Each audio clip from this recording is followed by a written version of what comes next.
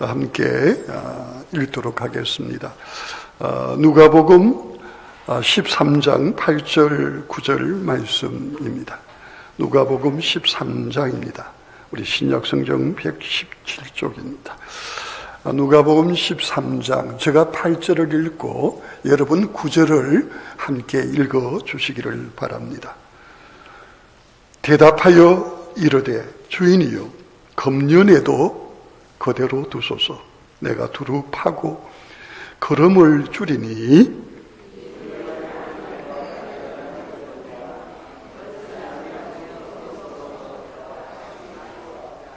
아멘. 아멘. 예, 오늘 이 말씀은 우리가 잘 아는 말씀의 내용입니다. 우리 예수님께서 이제 십자가를 이제 바라보시면서 유대 지역의 마지막으로 이제 오셔서 그곳에서 우리 예수님께서는 앞으로 종말이 있을 것에 대해서 말씀을 하시면서 그 종말에 앞서서 그 종말의 때를 잘 구분하면서 삼가 조심해야 될 것을 말씀을 하셨습니다. 바로 그 말씀을 할 그때 두 사람이 우리 예수님께 대하여 오늘 읽지는 않았지만은 누가복음 13장 1절에 보니까 빌라도를 통해서 성전에서 그 엄청난 살육이 이루어진 것에 대하여 그렇게 된 것이 저들이 특별히 죄가 있어서 그렇게 하나님 앞에 심판을 받은 것이 아닙니까 하는 식으로 이야기를 했습니다. 그 말을 받은 우리 예수님께서 그 말을 들으시고 그뿐만 아니라 바로 여러분 예수님 당시 바로 그때에 있었던 우리 요즘 말로 하면 따끈한 소식입니다. 그때 큰 이슈가 됐던 이야기입니다. 여러분 빌라도는 잘 아시죠? 예수님을 십자가에 못 박도록 재판한 그 빌라도 총독을 말합니다. 사실은 그 두 사람이 말했던 그 대학살의 사건은 이 빌라도 총독이요, 바로 예루살렘의 물 문제를 해결하기 위하여 이제 수로를 건설하는데 이 수로를 건설하는데 작은 문제가 있다가 보니까 어떤 편법을 생각했느냐면 성전에서 거둬들이는 헌금 가운데 일부를 이용해서 그걸 가지고 수로를 건설하는 데 보태어 쓰게 됩니다. 이 사실을 알게 된 여러분 이스라엘의 북쪽 지방인 갈릴리 사람들이 어디에 내려와서 예루살렘에 와서 어디에 바로 성전에 들어가서 봉기를 일으키게 되는 겁니다. 빌라도 총독은 너무하다. 어떻게 하나님의 전에 쓰여지도록 된 헌금을 그것 가지고 자신의 업적을 자신의 일을 할 수 있느냐 하고 봉기를 일으키니까 이 빌라도가 화가 나서 로마 군사들 어디에 성전에 보내서 그들 모두를 처참하게 학살해버린 사건입니다. 우리 예수님은 그 일을 이어서 말씀을 하시기 실로암, 예루살렘의 실로암 망대, 그 망대, 높은 망대가 무너져서 그 밑에 있던 사람들 18명이 깔려 죽어버리는 사건이 있었습니다.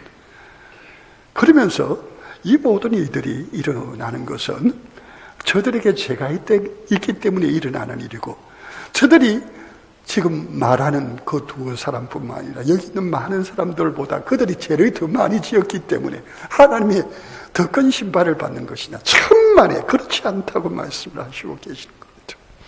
그러면서 누구든지 회개하지 않으면은 하나님 앞에 반드시 심판을 받게 될 것을 말씀을 하고 계십니다. 그러면서 예수님께서 이렇게 심판에 대해서 말씀하시는 것은 바로 유대인들이 앞으로 하나님께서 보내신 예수를 구주로 영접하지 않고 오히려 그 예수를 곧 어디에다 십자가에 내어주고 십자가에 못 박혀 죽게 하실 그 모든 일에 대하여 그 죄값을 하나님께서 심판하시는데 여러분 그 심판은 어떤 심판입니까? 바로 여러분 로마의 황제의 아들인 티토스가 여러분 6월절에 예루살렘에 쳐들어와서 그곳에서 6월절을 지키던 디아스포라 유대인들 110만 명을 학살하는 대참사로 이어지게 된 것과 연결하고 있는 걸 보게 됩니다.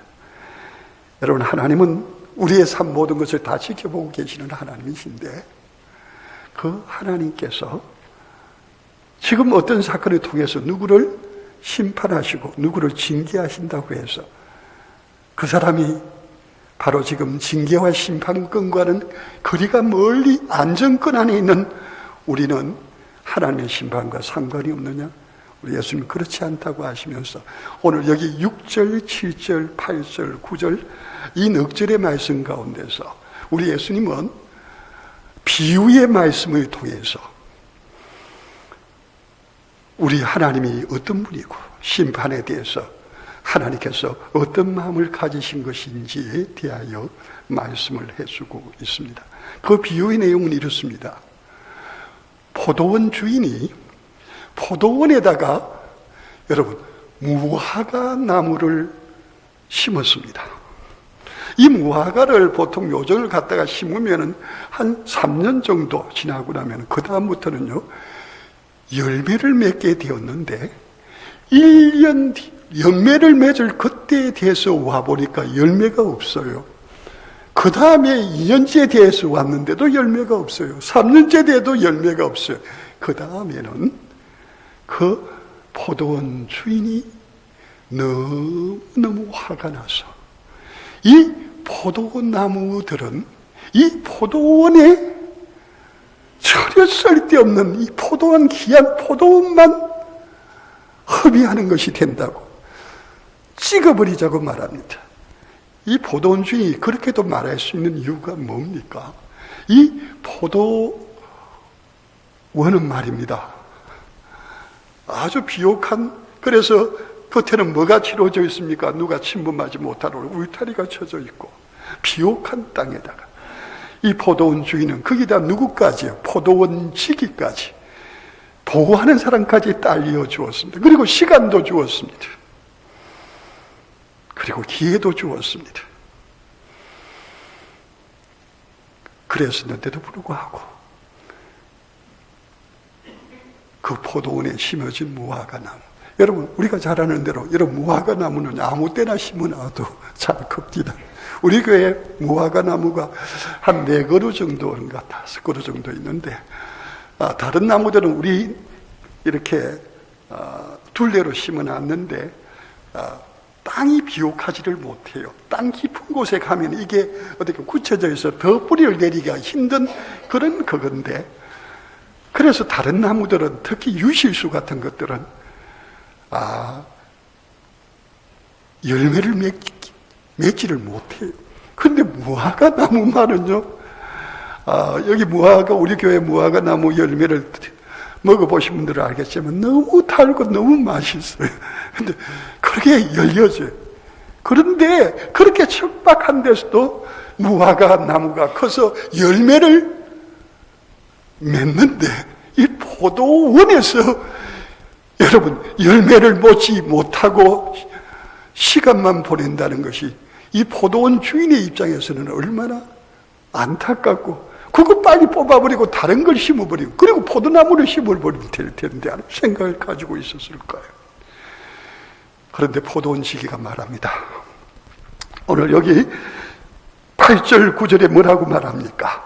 주인이여 금년에도 그대로 두십시오.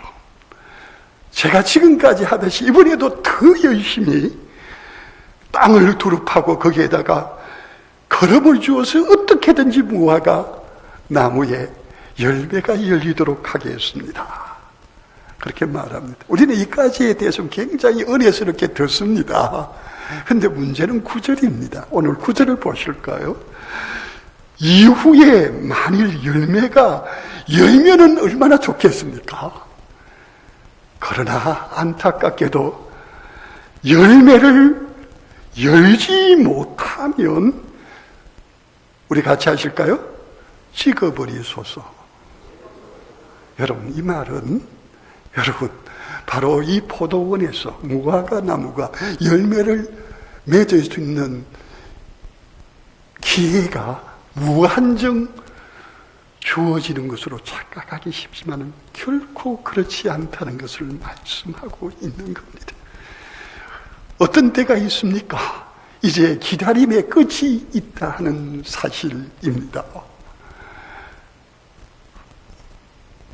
정말 최선을 다하겠지만 그렇지 않다면은 그때는 어떻게 하소서? 찍어버리소서. 그렇게 말하는 겁니다. 여러분, 이 비유는 여러분 어떤 내용을 실제적으로 보여주는 비유일까요? 여러분, 예수님의 비유에는 그 비유에 걸맞는 분명한 어떤 것이 있습니다. 여기 비유 가운데 나오는 포도원 주인은 누구를 말합니까? 이스라엘의 하나님 여호와 하나님을 가르칩니다. 그리고 여기 무화과 나무는 누구를 가르칩니까?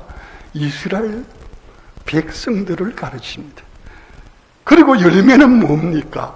그것은 무화과를 심어서 그것에 나오는 열매. 여기서는 이제 뭘 말하냐면은 하나님 보시기에 참된 회개를 말합니다. 하나님의 기쁨이 되는 것을 말합니다. 그러면 여러분, 여기 포도원 지기, 포도원에서 무화과를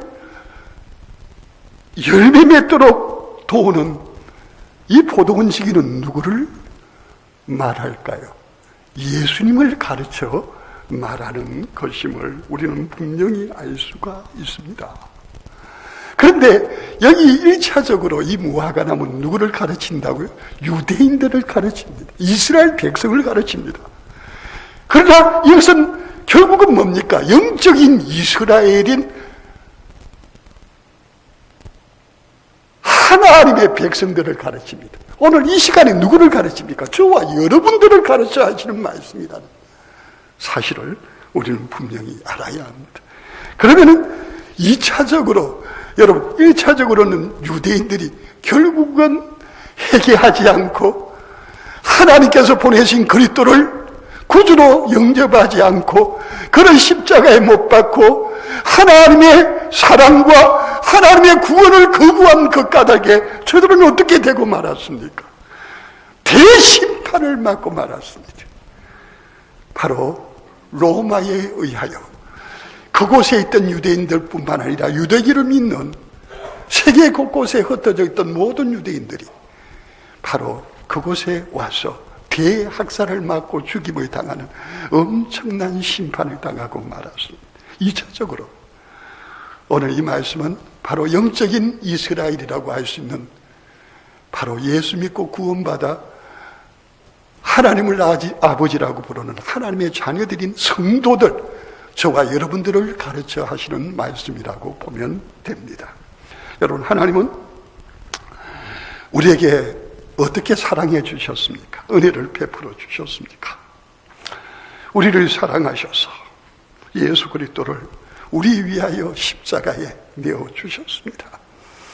그래서 죄 없는 예수님이 우리를 대신하여 죽으심으로 우리의 죄가 예수님 때문에 용서받게 하셨습니다. 우리를 의롭다 하시기 위하여 다시 살아나셨습니다. 그리고 우리를 위하여 십자가 부활을 통하여 얻게 하신 구원을 우리로 누리도록 하시기 위하여 누구를 보내셨습니까? 성령을 보내셨습니다. 그런 성령을 보내셔서 우리 가운데서 예수님이 말씀하신 것이 생각나게 하십니다. 우리의 삶이 하나님 앞에서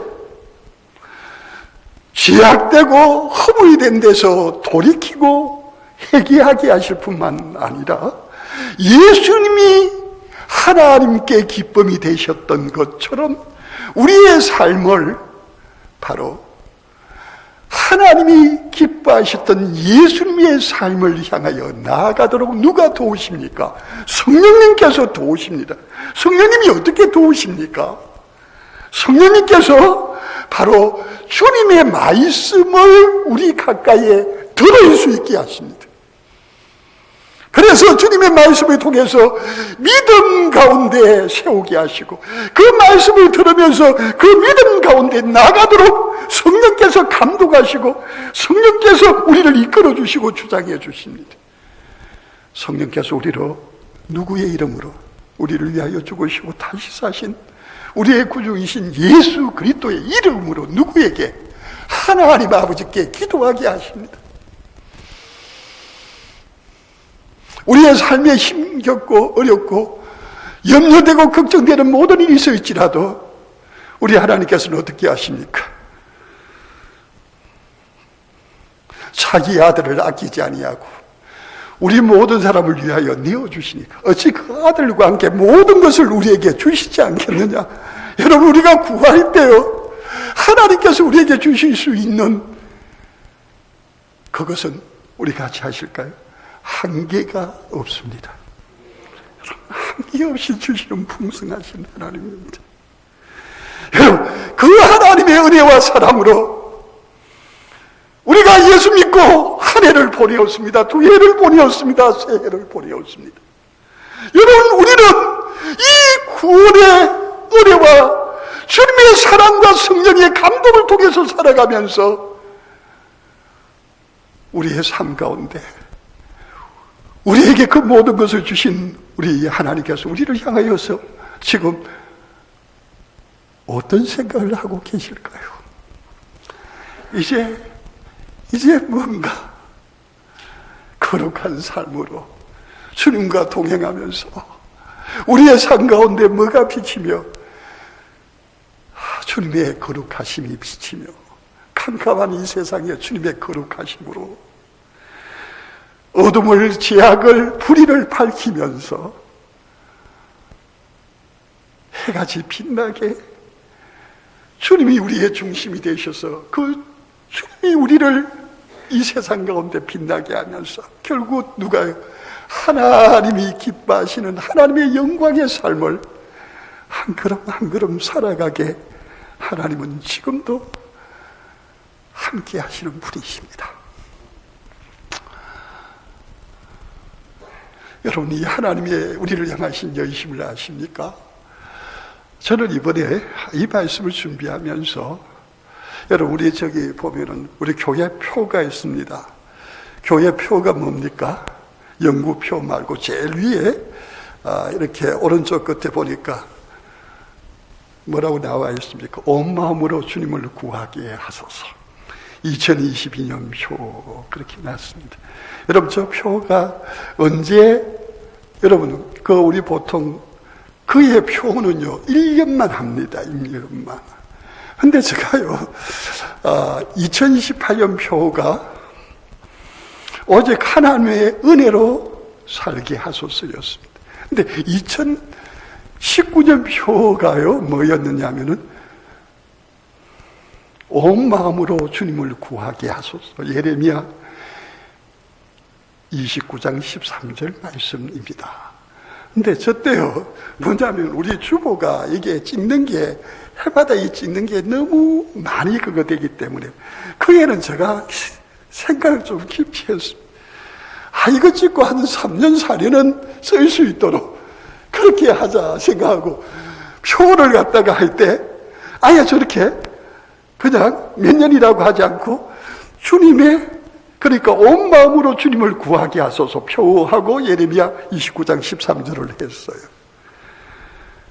그래서 2019년 2020년에도 저 표입니다. 작년 2021년에도 표가 온 마음으로 주님을 구하게 하소서였습니다. 저 표를 정하고 저는 코로나가 물론 있기 전까지지만은 우리 새벽 기도에 어떤 데는 20명 넘게도 나오고 뜨겁게 정말 주님 앞에 전심을 다하여 온 마음으로 기도하는 것밖에는 방법이 없다.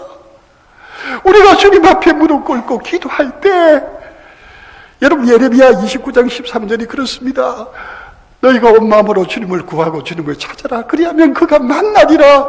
그래서 주님이 만나주시고 주님이 우리의 모든 것의 해결자가 되어주시는 주님을 경험하기 위하여 전심으로 기도하자는 겁니다. 우리 그 다음에는 또 역대하 16장 9절의 말씀입니다마는 여호와의 눈은 온 땅을 두루 감찰하사 전심으로 자기에게 향하는 자를 위하여 무엇을 베푸시고? 능력을 베푸시고. 그러니까 이 기도에, 우리가 믿는 간에도 기도에 전념하면은 성령께서 기도하는 우리를 통해서 우리의 삶에 성령의 바람이 불게 하고 성령의 불이 우리 가운데 온전히 사로잡아서 우리의 삶을 바꾸어 주시고 변화시켜 주시고, 더 이상 내가 중심이 되는 삶이 아니라 나의 하나님이 나의 중심이 되는 삶을 살 수 있을 텐데 하고, 그런 목표를 가지고 3년째 그렇게 했습니다. 그런데 그렇게 하고 난 그 다음 해부터 2020년부터 여러분 코로나가 극성을 부리면서 여러분 모이는 것 자체가 어렵게 되었습니다. 비대면으로 하기도 하고, 어떤 때는요 이 새벽기도를 못하니까, 그러나 제가 가졌던 생각은 새벽기도 못하지만은 여러분, 제가 군청에 전화를 했습니다. 교회를 폐쇄하는 겁니까? 아니면은 교회를 개인적으로 올 수는 있는 겁니까? 하고 전화했어요. 교회 폐쇄는 아닙니다. 개인적으로는 오실 수 있습니다. 그래서 제가 알았다고 하고는 새벽 기도를, 여러분 예배도 못 드리는데, 그런데 새벽 기도할 때 제가 여기 앞에 앉아서 기도하고요, 저기 찬송이나 이런 거는 우리가 여기서 불 켜면 딱 하도록 자동화가 되어 있습니다. 그래서 하고 어떤 분이든지 오셔서 그 자리에 앉아가지고 그냥 기도하다가 그렇게 가도록 열려져 있어요. 여러분, 주일 예배도 우리가 오후 예배는 안 모였지만 오전 예배도 어떻게 했습니까? 우리가 비대면을 하기 위해서는 방송을 해야 되지 않습니까?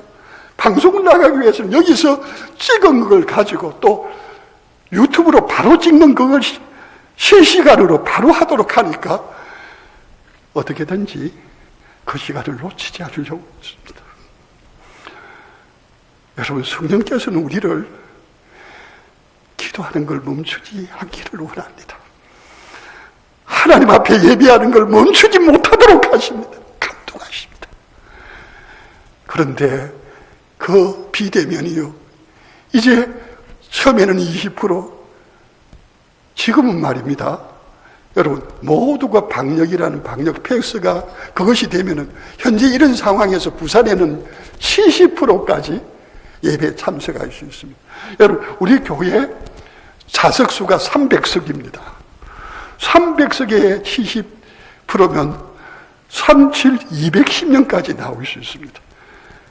그러나 여러분, 이 백신을 맞지 않는 미접종자가 있을 수도 있고 사정이 있을 수도 있는 한 명이라도 그런 분이 있으면은 70%가 적용이 안 됩니다. 몇 프로가 적용이 됩니다. 30%가 적용이 되게 되어 있습니다.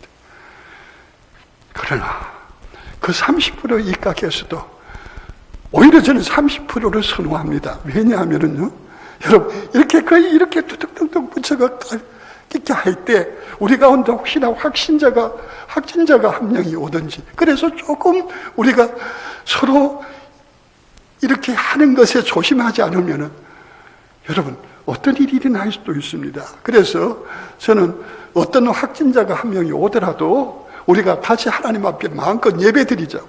그리고 나서 나중에 거기에 확진 반적이 나면은 그분이 확진자였다는 것이 알려지면 우리 여기 예배 참석한 60명이요, 70명이요, 검사를 다 했을 때 100% 아무 이상이 없는 그런 방역과 모든 것을 준비하면서 예배를 드리자는 겁니다. 우리가 세상의 어떤 그 규정이 두려워서 아닙니다. 연약한 성도가요, 코로나 시대에 교회에 나와서 앉아서 예배드리라는 것 자체가 모험입니다. 우리는 모험하는 그분들을 도와줄 뿐만 아니라 우리 전부가 뭡니까?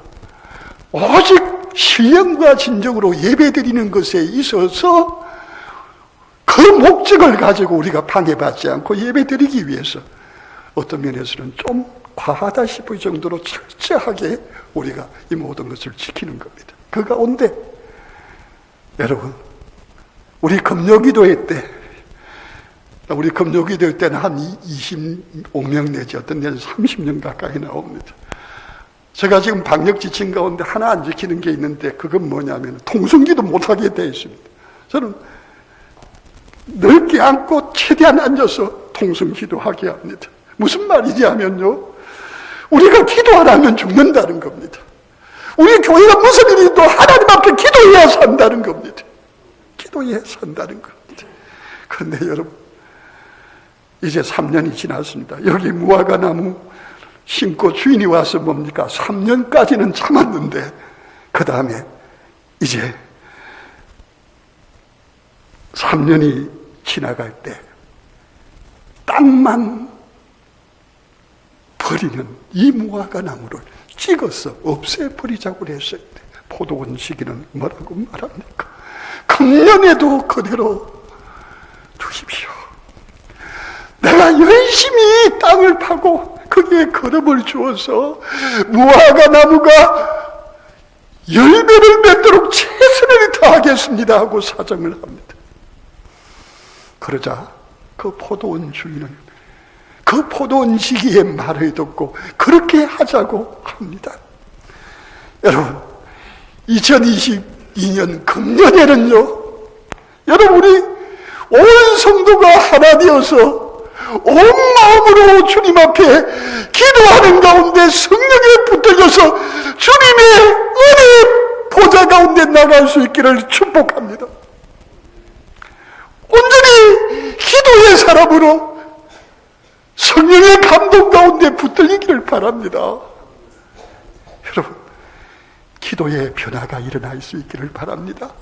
여러분, 기도의 자리를 못 나오던 분은 조금 더 가까이 나올 수 있기를 바랍니다. 기도를 내 힘으로 하셨던 분들은 그 기도가 성령의 호흡과 능력으로 기도하는 기도의 사람으로 바뀔 수 있기를 바랍니다. 우리 고평교회 정말 기도의 부흥의, 기도의 불의 역사가 일어날 수 있기를 바랍니다. 여러분, 이걸 누가요? 우리 주님께서 그의 영이신 성령을 통해서 계속해서 감동하시는 줄로 믿습니다. 여러분, 하나님 앞에 기도가 됩니까? 나의 좌절과 절망과 나의 문제와 나의 어떤 것도, 여러분, 그것이 하나님 앞에 내려놓을 때 더 이상 내 문제가 아니라 누구의? 하나님이 해결하시는 하나님의 것이 된다는 것을 믿습니까? 여러분, 우리 온 마음을 다하여, 이 온 마음이라는 뜻 가운데는 뭡니까? 여러분, 우리의 삶의 현장, 현실, 우리가 먹고 사는 거, 우리의 꿈, 우리가 살아가는 거, 여러분 정말 중요합니다. 그러나 그보다 더 중요한 것은 뭡니까? 우리가 하나님 앞에 나아가는 겁니다. 우리의 삶의 모든 결정과 그 모든 것에 대한 결과가 내 힘에 의지하여 나올 때는 여러분 처참할 수 있다는 겁니다. 비참할 수 있다는 겁니다. 허무할 수 있다는 겁니다. 그러나 그 어떤 것도 여러분 하나님 앞에 나와서 내 온 마음을 다하여 주여 도와주십시오. 주님 불쌍히 여겨주십시오. 주님이 이 문제를 맡아주십시오. 주님이 해결해 주십시오 하고 주님 앞에 올려드리는 겁니다. 왜 그렇게 합니까? 내 힘의 한계와 연약함을 알기 때문입니다. 내가 아무리 열심히 몸부림쳐 봐도 내게 일어나는, 그리고 앞으로 내게 미칠, 그리고 내 눈앞에 닥치는 이 모든 일을 내가 감당하기에는 역부족이라는 사실을 알기 때문입니다. 그러기에 어떻게 해요? 기도를 통해서 주님 앞에 나의 모든 문제를 하려 드리는 겁니다. 기도하면서 주님께 모든 것을 맡기는 겁니다. 주님 앞에 모든 것을 의지하는 겁니다. 그럴 때 누가요? 주님이 그것을 맡아서 주님의 능력으로 해결해 주십니다. 주님의 도우심으로 해결해 주십니다. 그러면 어떤 일이 일어납니까? 기적이 일어납니다. 능력이 일어납니다. 제가 조금 전에 처음 알았는데, 우리 회계 담당하는 집사님이 있는데, 사실은 작년하고 올해하고요, 2020년, 그러니까 작년하고 재작년입니다. 2020년, 2021년, 여러분 코로나로 인하여 교회 자체가 여러분 대면으로 모일 수 없고 하는 상황들이 벌어졌어요. 그러다 보니까 여러분 재정이 어떻게 되느냐 하면요, 평년의 절반 수준도 안 되었어요. 헌금을 그렇게 신앙이 있는 분을 하지만은 대개는 안 하잖아요. 그러니까 11조나 감사나 이런 것들이 너무 떨어지니까. 그래서 재작년에는 너무도 어렵고 작년에도 계획을 세웠는데 1분기, 2분기, 2분기까지 뭐냐면은 여러분 우리 재정이 있으면 그것에 여러분 부족분이 얼마냐면 2,100만 원이 2,200만 원이 돼요. 그래서 우리 재직회가 모이고 같이 재직회가 모이는데 같이 이렇게 기도했어요. 우리 힘으로는 몸부림쳐도 안 된다. 우리 하나님 앞에 기도하자고. 그러면서 기도하면서 우선순위 먼저 뭘 넣어야 되느냐. 이 공과금 같은 데는 안 나가면은 나중에 이게 문제가 되고 하는 부분들이 있으니까 그거 먼저 넣고 뭐 이렇게 순서를 해서 했습니다. 처음에 2,000만 원, 2,200 이렇게 계속 더 늘어나는 게 마이너스가 그렇단 말입니다. 그래요. 이제 제가 오늘 지출이 될 거 이렇게 하면서 그 집사님 저보고 막 웃으면서 목사님 보세요. 지금 이제 한 700만 원밖에 안 됩니다. 그 당시에 1,몇백만 원이 어떻게 들어왔? 그러면서 너무 좋아하는 걸 봤습니다. 뭐냐면요, 기도하면은 더 이상 우리의 문제가 아닙니다. 누구의 것이 됩니까? 하나님의 것이 되는 줄로 믿습니다. 여러분, 기도는요, 하나님이 우리의 삶의 영역에, 우리 교회의 영역에, 이 나라 이 민족의 영역에 개입하게 되는 결정적인 힘입니다. 우리 같이 하실까요? 금년에도 불쌍히 여겨 주옵소서. 여러분, 이걸 우리가 기도하는 게 아니고 주님이 우리를 위하여 그렇게 우리 안에서 기도하는 겁니다. 주님, 우리 문상훈 목사 불쌍히 여기시. 금년에 한 번만 더 도와달라고. 여러분을 위해서도 마찬가지로 말하고 있습니다. 특별히 우리에게 무엇을 말하고 있는 겁니까? 여러분, 우리 성령님께서는 우리로 하나님을 전적으로 의지하며 기도에 붙잡혀서 하나님께 우리의 모든 것을 맡기기를 원하고 계십니다. 아멘. 그럴 때 정말 저 혼자가 아니라 오늘 이 시간에 참여한 우리 모두가, 우리 바쁘고 우리가 할 일이 있고 여러 가지 힘든 일이 있지만 그 모든 것 기도하는 것 뒤에 놓으시기를 바랍니다. 그리고 기도하면서 전적으로 주님을 의지하고 나갈 때 누가요? 하나님이 친히 역사하시고 함께해 주실 줄 믿습니다. 여러분, 다윗은 그렇게 살았습니다. 그를 죽이려고 하는 힘 있는 왕이 있었고 주변에 많은 원수들이 있었습니다. 그랬을 때 그는 자신의 길을 어떻게 걸어가려고 합니까? 내 길을 여호와께 맡기라. 그를 의지하면 그가 이루시고 그는 알았습니다. 그래서 여러분, 시편에 보면 다윗의 시편이 수두룩합니다. 다윗은 어찌했습니까? 그의 심령이 늘 하나님 앞에 엎드렸습니다. 그는요, 죽음의 사슬을 넘을 때도 하나님 앞에 엎드렸고 심지어는 왕이 되어서도 엎드렸고, 그는 그의 삶이 기도하는 삶이었습니다. 왕의 일을, 그리고 여러 가지 일을 하는데 그 모든 것은 우선순위에서 밀렸습니다. 우선순위가 뭡니까? 하나님 앞에 기도하는 거였어요. 그러니까 하나님이 어떻게 해주셨습니까? 이루어 주셨습니다. 이루어 주신데 어떻게 이루어 주셨습니까?